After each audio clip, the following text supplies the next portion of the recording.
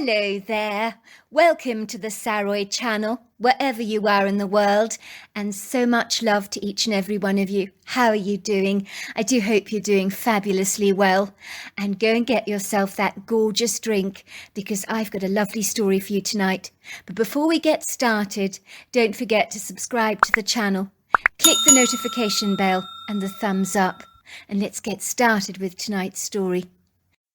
Dear Sarah, and all your lovely listeners. Sometimes a random, capricious thing can happen that will change the whole trajectory of your life. You'll find yourself venturing down an inadvertent path you never envisaged for yourself, when a serendipitous, perfect alignment of unpremeditated events seems to nudge you like a large tap on your shoulders that urges you to look beyond your limited elucidation of what you may have previously predetermined for your life, opening up doors for you of opportunity that you never knew actually existed, which is ultimately what happened to me. In truth, I thought I would dutifully follow in my mother's footsteps when I grew up. She was a wildlife veterinarian, while my father was an artist. The accomplished abilities that had blessed my father's life so illustriously, I regret to say, had not peppered my life with even a scattering of talent in that inspirational creative direction.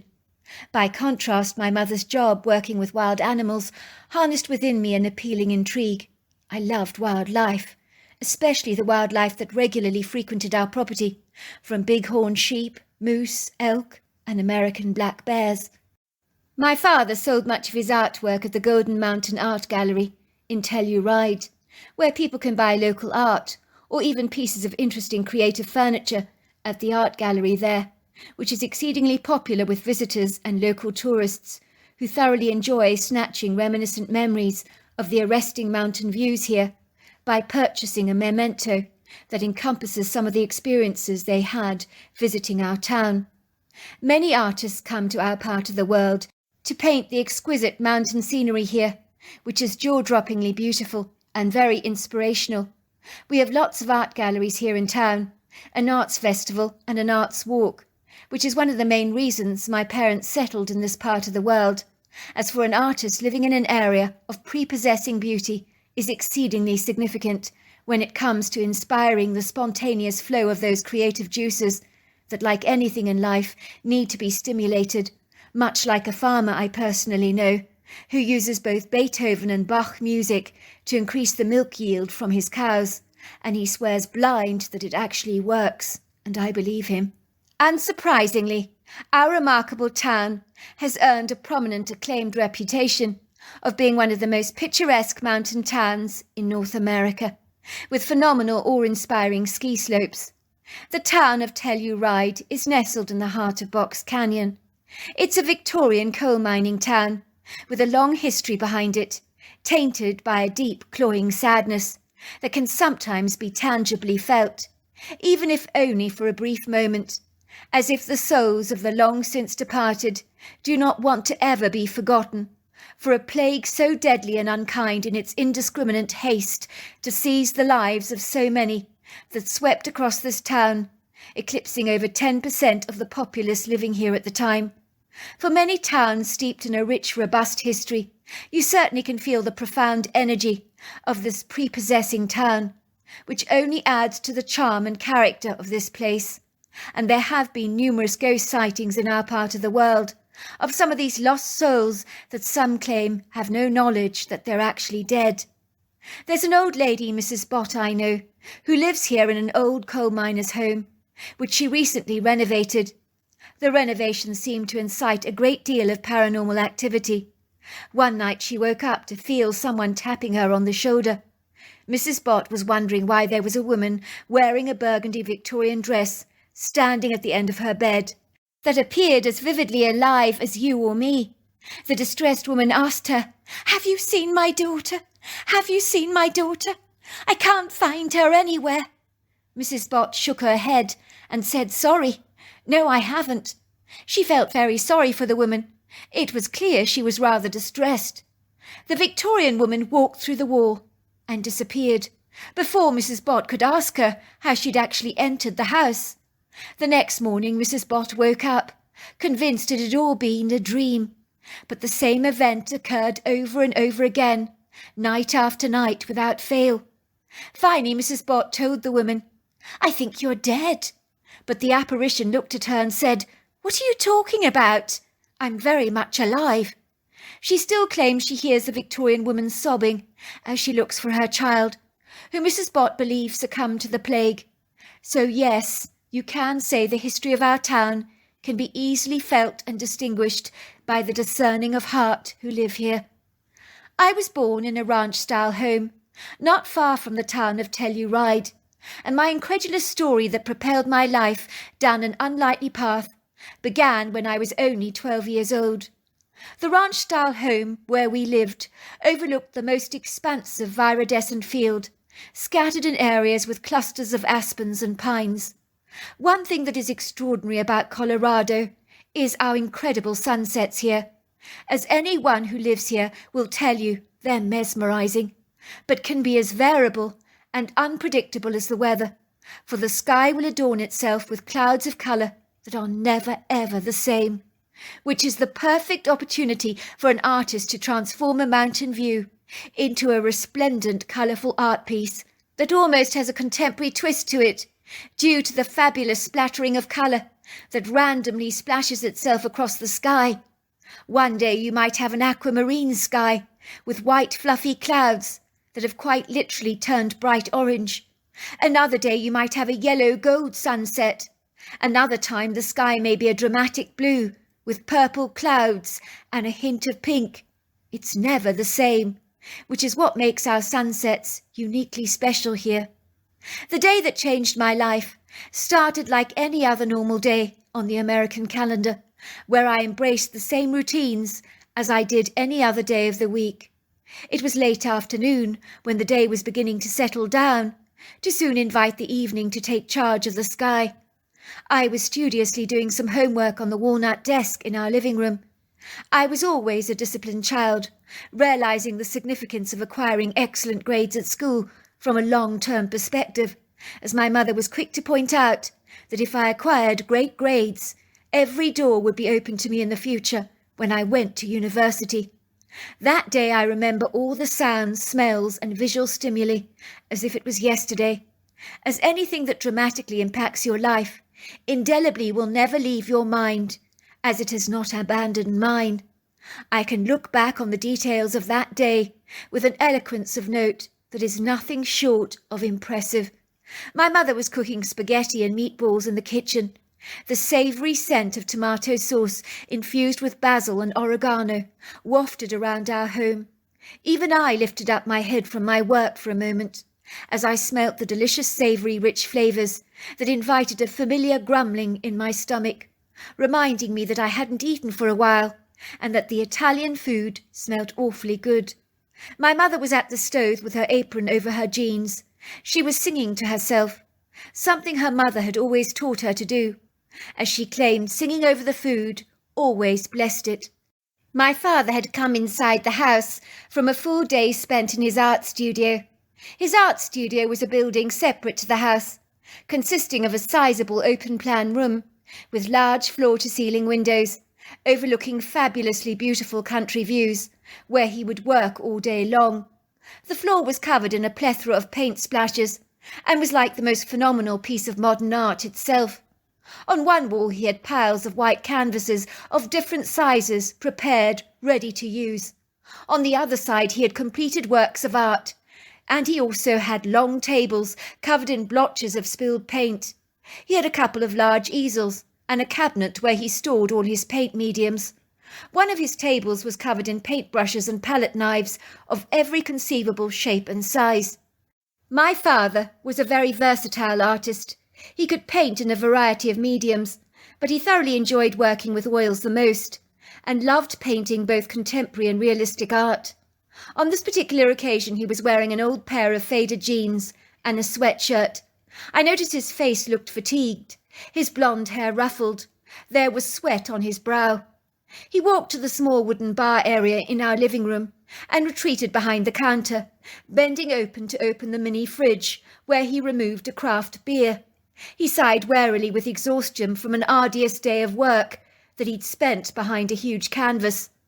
I look up from my work to give him a smile, as me and my father were both men of few words. He places his beer can on the coffee table and sinks back comfortably into the couch. He pours his beer in a glass and takes a long swig. "Ah, now that is good," he says. "Very, very good. Just what I needed. I'm completely spent. And doesn't your mother's tomato sauce smell delicious? I'm starting to get rather hungry," he says, rubbing his stomach. "How's the painting going, Dad?" I ask. Very well, says my father. "I'm incredibly pleased with the yellow of the angelfish. I've finally got the right shade of yellow. It's a lot of adjustment to get absolutely right, but it's well worth it." My father's been assigned a marvellous commission from a North American restaurant that wants him to paint an aquatic scene for the back of the restaurant, so that it looks like one wall is devoted to being a huge, authentic fish tank with sharks, stingrays, and exotic-looking fish swimming around in the water. There's just one catch. They want the piece to look so three-dimensional, vividly real, so much so that you actually feel that you're dining in a restaurant with a scintillating real-life aquarium. So while you eat your baked fish, you feel you're by the ocean, or at least it evokes the impression within you that you're by the ocean. This art piece is enormous. It looks incredible, with colourful fish like the candy basslet, the clarion angelfish, zebrafish, lionfish, and so much more. The piece is breathtakingly detailed. It takes your breath away, without exaggeration. It has the effect that the fish look like they're actually moving in the water. I knew when it was finished there would be people who would dine at that restaurant, falsely assuming that there was an aquarium at the back. And that was what the restaurant manager wanted them to think. That was the general idea of this project. They knew installing a real-life aquarium would be an excessive expenditure that they could ill afford. So this idea was quite literally the next best thing. My father glances out of the floor-to-ceiling windows in our living room, and despite his incredible fatigue, his exhaustion seizes the moment. His tiredness is temporarily postponed, as upon seeing the sunset, the artist inside him cannot be restrained or subdued. For a moment he stands still, and then he points to the horizon. "Son, get moving quickly. I want you to take some photographs for me with that camera," he says to me. "I can't miss this sunset." I glance out of the window and observe the red sun setting on top of the mountain, and in the waning light the sky is ablaze with a soft salmon pink that melts so seamlessly into an ocean of pinks and purples, and this all-encompassing light changes the tones and shades of the colours that align the foothills, so that the vibrancy of every tree is enriched in its intensity. I glance over my homework and put my work down. This is one jaw-dropping beautiful sunset. In truth, possibly one of the most magnificent sunsets I have ever yet beheld. On this occasion, my father is swift and efficient. In a trice he's grabbed his camera, thrusting it quickly in my hands. "Go into the meadow and take as many pictures as you can of this sunset, son, from every angle, against the backdrop of the mountains that are dappled in varying shades of purple due to the natural light effects of the setting sun that's casting its shadows across the firmament." My father thrusts back the sliding doors and walks out onto the wraparound porch. There's always an easel at the ready, along with a box of oil paints and a glass of brushes, for moments like this when the sunset has to be snatched from the sky as quickly as possible, before it finally fades, sinking behind the valley, dissipating and receding until it's gone. My father works quickly in moments like these, to create a rough impression of the sky. I watch him as his paintbrush, dipped with salmon pink paint, is vigorously working the canvas with a savvy efficiency, his focus so intense that if there was an elephant in the room, he probably wouldn't even notice. I can see his excitement, it's palpable. His forehead gleams with sweat. His one leg taps excitedly on the wooden floor, as if all the nervous energy he feels has been confined to just one area of his body. while his steady fingers remain studiously devoted to his craft, without even one single twitch. I think my father's hands are like that of a masterful athlete. They're incredibly nimble.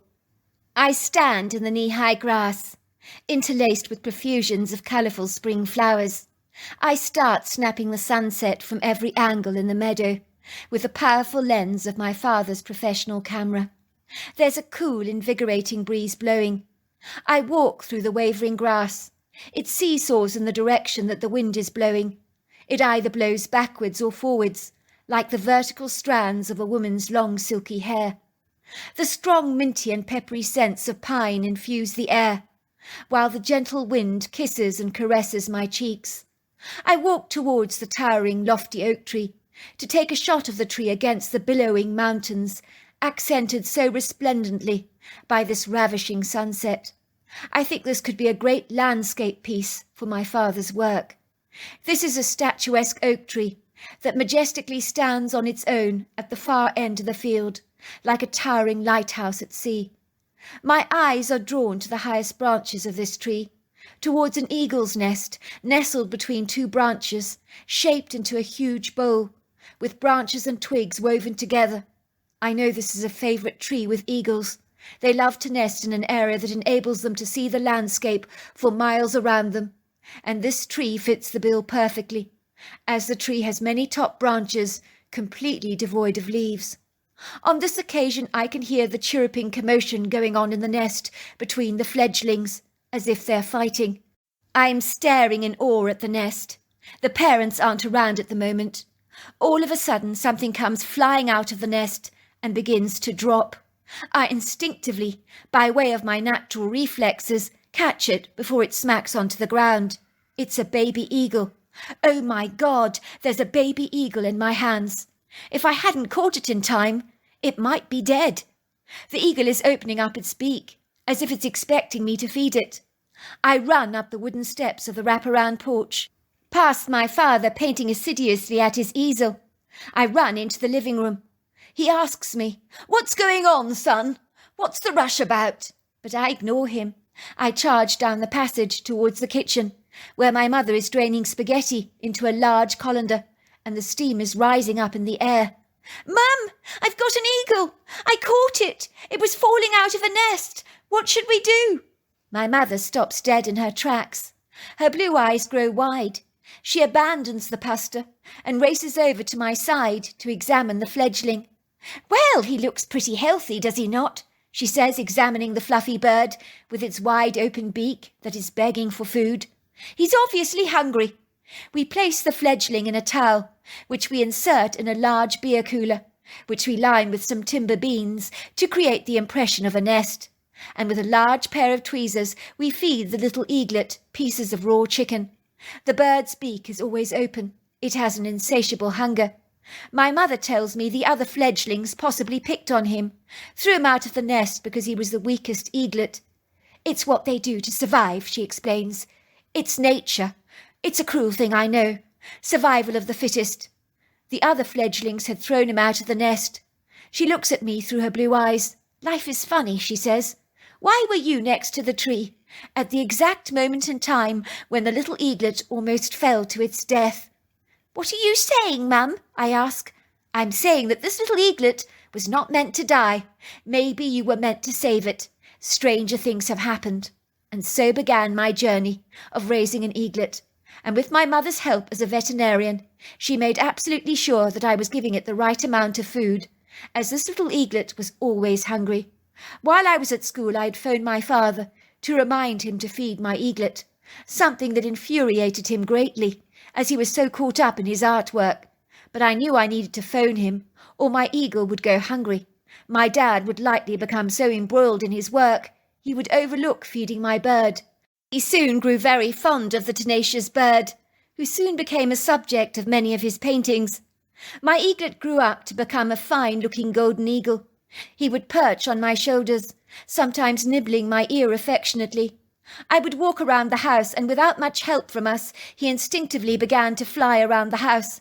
At first he was clumsy, but soon he began to fly gracefully all on his own, from the refrigerator to the settee, and then to the high rafters on our ceilings, where he would perch and watch us going about our business. I called my eagle Squawking. I'd release him in the yard after school for his daily exercises. He would fly from one tall tree to another, sometimes soaring up into the sky, flying around in circles, his large wings outstretched, as he sailed with the wind, as if surfing the clouds. Then, like clockwork, he always returned to the safety and security of my shoulders.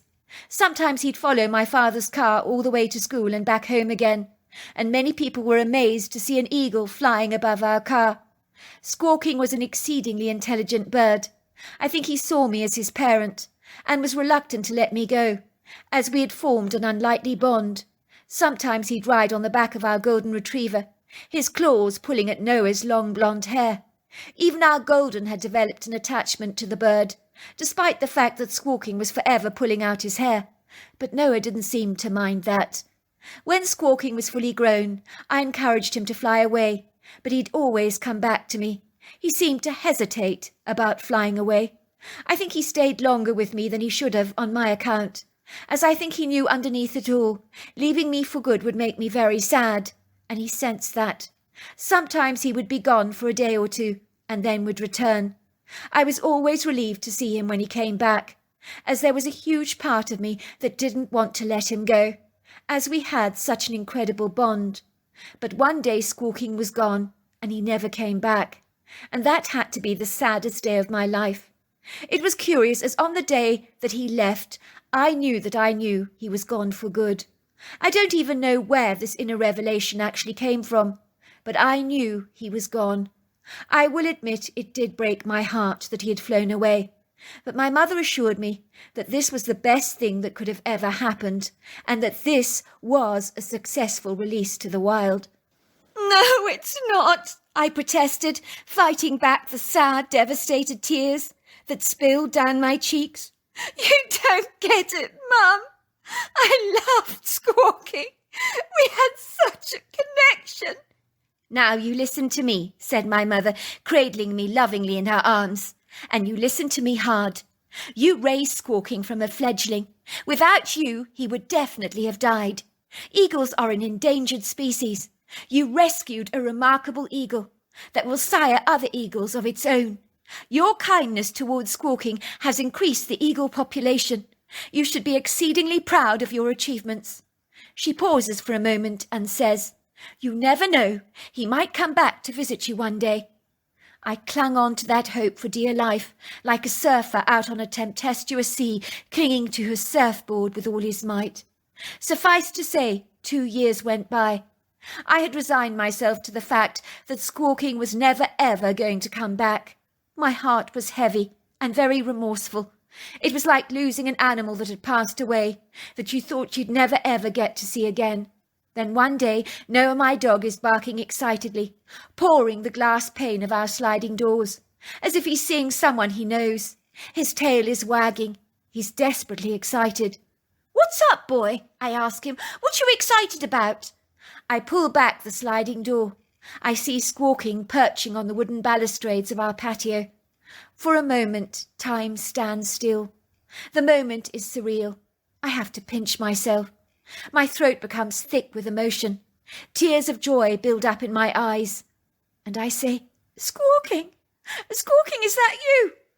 Without even an ounce of hesitancy, the affectionate eagle flies over to me, perching on my shoulders, nibbling my ears, as if he hasn't been away at all. I notice he's grown into the most awesome, awe-inspiring bird. I realize in that moment that Squawking is never, ever going to forget me. In the years that follows, he visits my parents' home for 14 more years, sometimes bringing along his female mate, until I assume he has passed away, because he visits us no more. But one day my parents find a single eagle feather on the patio, but there is no sign of Squawking. I will say this, that golden eagle Squawking impacted my life so dramatically that he dictated my life path, so maybe some fortuitous events are not that accidental after all. I'm now 35 years old, married with children of my own, still living outside my hometown of Telluride, where I grew up as a young boy. My wife is a ski instructor for winter sports in the area, teaching beginners how to ski. As the great thing about our ski slopes in this part of the world is that they accommodate skiing opportunities from the advanced to the beginner. I'm now doing a census for eagle populations around North America, as Squawking's presence in my life opened the doors for me to study eagles around the globe, their nesting habitats, their populations, and so forth. I have received information recently from a local cattle rancher in the area who's raising grass-fed beef. He's reported 2 golden eagle sightings. They're nesting on a very large oak tree that is situated on the edge of a meadow, overlooking the mountains and vast stretches of open fields. The rancher has given me personal permission to camp on his property, to film and study the golden eagles. There is one fleeting thought at the back of my mind. Could these eagles be carrying Squawking's DNA? I do hope so. Do you have to go? My wife complains. She hates it when I amble off to study eagles, but as this is a local habitat, she feels it's unreasonable for me to camp at a location overnight. But she fails to comprehend that I certainly need to record everything about the eagles from the moment the dawn breaks until the sun sets. I need to see it all. Sorry, sweetheart, but I can't miss out on an opportunity like this, I tell her. I drive my 4-wheel drive to this Colorado cattle ranch, climbing out of my vehicle to open and close the large cattle gate behind me. All my camping gear is in the back of my truck. The dusty road is plagued by heavy stones and rocks. The jolty journey down this precipitous driveway does little to dishearten the bubbling effervescence that is rising within me. My heart is flapping with enthusiastic excitement, as eagles are my biggest passion, and watching eagles in the wild feeding their chicklets or soaring up into the cobalt blue sky with wings outstretched is something that I can never tire of. When I was a young boy and I watched my father so caught up in his art, with such a zealous passion, that even his family faded away in the background, as he became one with the canvas, so lost in the moment, that hours to him would seem like mere minutes, food and drink not even a fleeting momentary thought, when hunger pangs reared their ugly head, audaciously commanding his consideration, their growling, tenacious voices were never heard.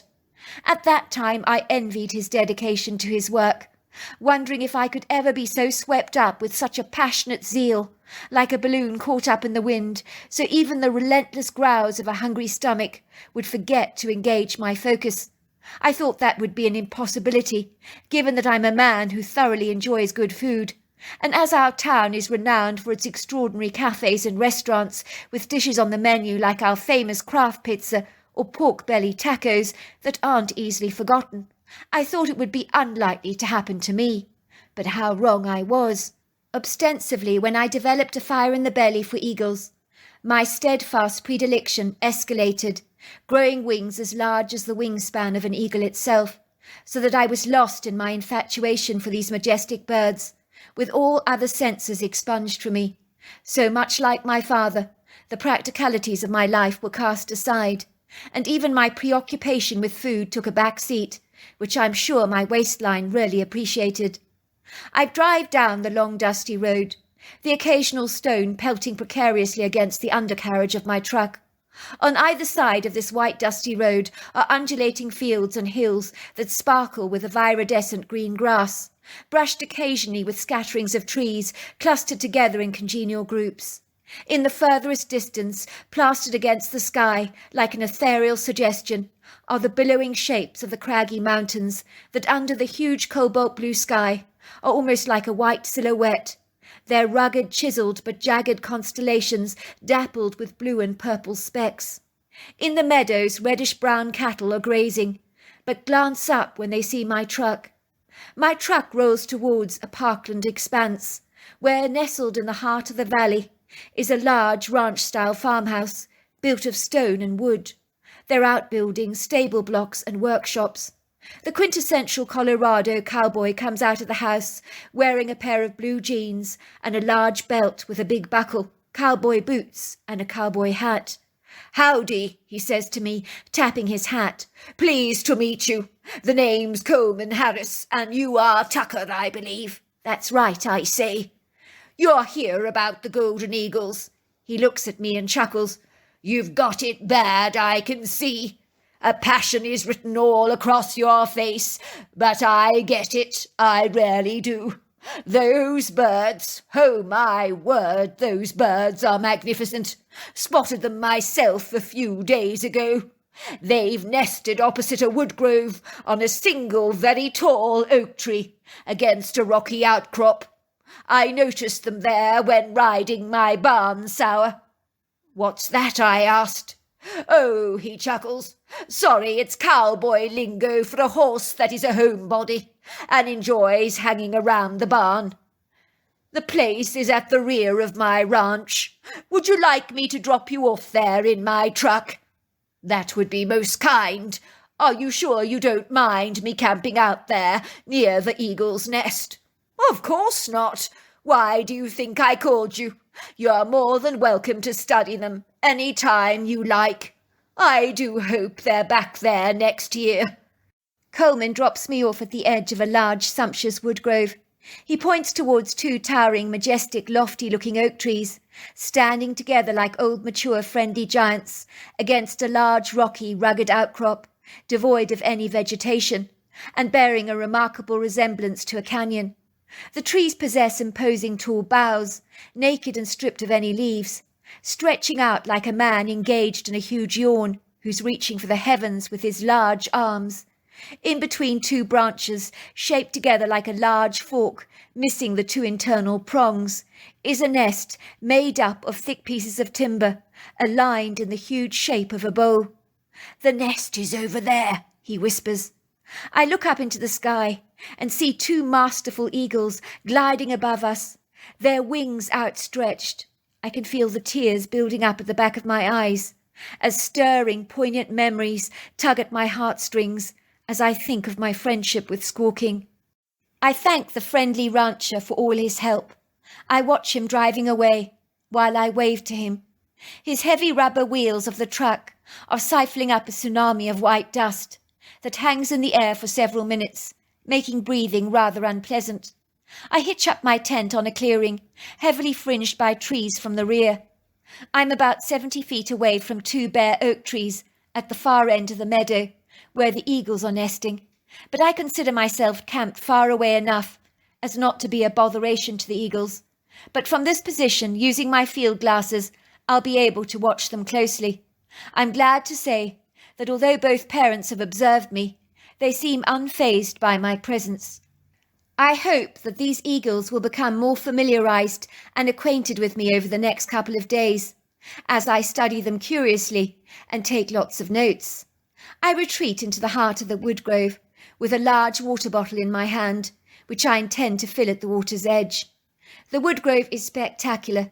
It's like walking into a cool sanctuary, bejewelled with towering trees, most of which are indigenous to Colorado, like ponderosa pines, Douglas firs, bristlecone pines, and blue spruces. When I walk through the wood grove, there's a rambunctious stream zigzagging impatiently over the sculptural rocky outcrops, where the tenacious jets of water relentlessly blast over the rocks at a feisty speed, so that it foams with bubbles of white water, bounding through the valley like a speed train that has an urgent schedule it has to meet. I walk cautiously towards the water, lowering my bottle into the shallow end of the stream to fill it. I can't shake off the disturbing, airy feeling that I'm being watched. I look around me, but I just see towering trees, along with a belly of verdant undergrowth that sprouts up among the trees like a tangled thicket of foliage and grasses. But I don't see anything else. But why is it that I keep feeling as if something is watching me? All is still beyond the sound of the water crashing against the rocks. I surreptitiously retreat back to my tent, trudging somewhat clumsily down a pronounced rugged earthen trail, interlaced with jutting rocks, covered with dense tree litter, some of it rather spongy under my feet. I glance warily over my shoulders, rather bewildered to discover that my heart is doing flip-flops, compounded by a nauseous feeling rising up from my belly, leaving behind a revolting bitter aftertaste on my tongue. There's a whispering certainty that rises like a wind inside me, haunting my thoughts, jabbing my instincts. I'm certain I'm being studied, possibly even stalked. But is my imagination teasing and ridiculing me, leading my mind astray with misleading suggestions that bear no comparison or relevance with reality? Have my senses completely abandoned me? I think I hear feet padding behind me, heavy, ponderous feet. But when I turn around, there is nothing there. I must be grievously mistaken. There is nothing there at all. What on earth is wrong with me? I gather stones around the clearing to create a perfectly circular fire pit. Soon the red-orange bright dancing flames are spitting, sparking, curling and folding as they burn the dry twigs up with a robustious, impassioned enthusiasm, while a pot of water sings merrily as it boils. I make some tea with powdered milk and sugar, which I drink in a metal mug. It tastes so good, as tea invariably does, in the open. I have my field glasses at the ready, pinned on watching the golden eagles, with talons clawing onto branches, as they scan the vast wilderness, with their astute golden eyes, like two night watchmen, guarding a fort with a punctilious valour. One eagle is tearing strips of meat off a dead animal, feeding 3 hungry fledglings. It's quite a sight to behold. Those fledglings look exactly like Squawking did in those early days when I first rescued him. Like Squawking, they have insatiable appetites that are not easily satisfied. I discern the red sun balancing on the highest ramparts of the mountain, and in its waning light the foothills appear to be ablaze. A cool breeze blows down out of the sun, fanning through the tall dry glass, which streams like waves of golden fire along the slopes towards the rich and shadowed valley. In the knee-high grass I watch the shadowy silhouettes of the tall oak trees as their sculptural boughs begin to fade into obscurity. They become eclipsed by a tenebrous darkness that has settled on the horizon, made a little less intimidating by the vast scattering of stars and the shimmering pearly moon. That night I retired to my snug sleeping bag, with an exhilarated, enthused anticipation of what the next morning will hold. During the night I wake up with a start. I hear 2 voices engaged in what seems like an argument of some kind. It's really rather bizarre, as I'm far away from the main farmhouse, and as far as I know there shouldn't be any humans out there. I feel rather befuddled. I try to listen more intently to the voices. It sounds as if 2 people are speaking in a foreign tongue. I decide to investigate. I wasn't afraid, not even remotely. I was more curious. I crawl out of my tent on my hands and knees, after throwing on a pair of sneakers. It is when I realise that the voices are coming from inside the woodgrove that I feel slightly intimidated, rather reluctant about entering a space where in the shadow of darkness anything could be hiding, from mountain lions to coyotes, neither of which I am eager to encounter. The voices become more high-pitched, and the human sound begins to arouse my interest more. Are there people in the woodgrove? And if so, what are they doing there at this time of night? In a trice, an ebullient burst of inquisitive impertinence that cannot be suppressed seems to propel my feet steadily down the woodland trail, guided by the light of my torch, along with the soft silvery moonlight that filters through the trees. As I get closer to the voices, I switch off my torch, slipping clandestinely behind a tree to take cover. Then I see them. There are no words I can find to describe my bewilderment, as for a moment I thought as if I was suspended in an alternative reality.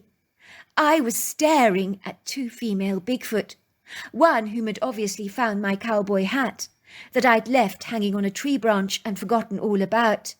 It was clear they were arguing over who should have ownership of the cowboy hat.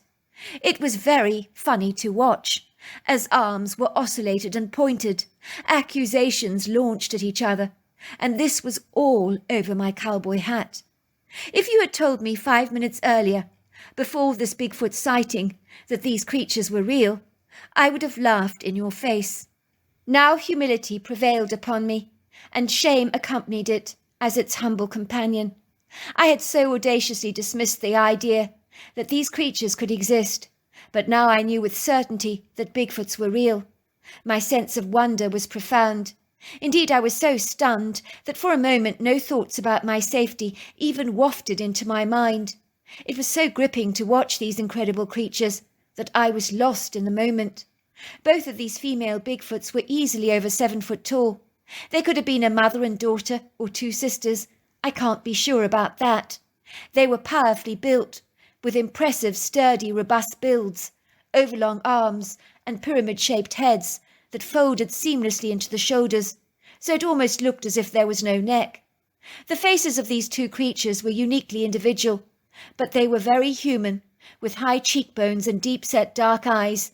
They were covered in dark hair. I knew they were female, not only based on their voices, but also by the fact that both these creatures had small pert breasts. I was lucky as the light of the moon danced through the open canopy, and in certain lights I got a clear view of these creatures. The two Bigfoots, when they fought, were not really physical, except for expressing their outrage when they oscillated their arms and expressed their indignance by chatting back and forth at each other. It really was like watching two women having a Barney. It was then I heard this incredulous huffing sound, followed by several deep guttural grunts, followed by thunderous feet that appeared to be pounding the ground so heavily that the ground almost vibrated and shook as it groaned and heaved. Branches snapped, popped and broke. Leaves rustled. The two female Bigfoots, their backs straightened immediately, like erect pencils, as they stood to attention, rather like two frightened students waiting for the headmistress to arrive. A formidable Titanic-sized male Bigfoot entered the space. He was impressive, demanding respect. Both the females stopped arguing at once. He looked from one female Bigfoot to the other, and upon realizing what the argument was about, he confiscated the hat from the one female Bigfoot. The female Bigfoot's expression dropped, registering deep disappointment, while the other female Bigfoot looked exceedingly pleased, because if she couldn't have the hat, and neither could her friend, there was no need to be jealous any more, as the hat was now in the charge of the male Bigfoot. The male examined the hat very carefully. He made some appreciative ah sounds. Obviously he recognized the quality of my hat, which, even if I say so myself, did not come cheap. The two female Bigfoots stopped arguing. They glided away, having realized the battle of the hat was now well and truly over. I began to walk away to my tent. Something tapped me on the shoulder. I nearly died on the spot, as staring directly at me was the male Bigfoot. He was the most intimidating creature I've ever beheld, easily 9 foot tall. What did he want with me? I thought I was going to die. I was so terrified. I could have literally reached out and touched him. But his eyes met mine. They were almost laughing at me. He handed me back my hat. I heard him say in my head telepathically, "Yours, I believe." He then pulled out an eagle's feather from behind his ear and said, "I was asked to give this to you, from your eagle friend." Did I really hear that? Or was that my imagination? But he popped the eagle's feather in my hand. He then turned around and glided away. I never saw any of the Bigfoots again, but now I'm a staunch believer in Bigfoot.